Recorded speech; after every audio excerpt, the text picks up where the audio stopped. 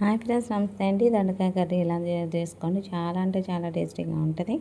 ముందుగా ఉల్లిపాయలను సన్నగా చాప్ చేసుకోండి. అలాగే దొండకాయలను కూడా ఉల్లిపాయ ముక్కల్లాగే కట్ చేసుకోండి. అలాగే పచ్చిమిర్చి తీసుకోండి, ఉంటే కొత్తిమీర కూడా తీసుకోండి.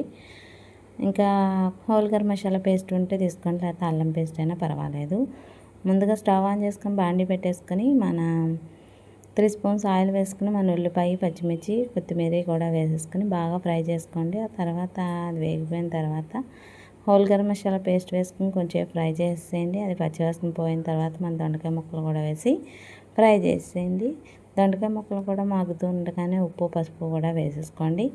వేసేసుకొని బాగా ఫ్రై చేసేయండి. అది బాగా ఫ్రై అయిపోయిన తర్వాత బాగా దొండకాయలో వాటర్ అంతా పోయిన తర్వాత కొంచెం కారం కూడా వేసుకోండి. సరిపడగా కారం వేసుకొని 2 సెకండ్స్ ఫ్రై చేసుకోండి. 1 మినిట్లో అంటే 1 మినిట్లో అయిపోతుంది, మగ్గడంలోనే ఉంటుంది.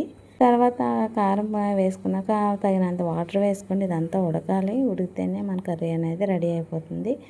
ఈ నీరు అనేది మధ్య మధ్యలో చూసుకుంటూ ఉండండి. నీరంతా ఇంకిపోతే కర్రీ అనేది రెడీ అయిపోయిందండి. చూసారు కదా, అలా ఉన్నప్పుడు దింపేసుకోండి. ఈ వీడియో నచ్చితే ఒకసారి ట్రై చేయండి. ప్లీజ్ నా ఛానల్ సబ్స్క్రైబ్ చేయండి.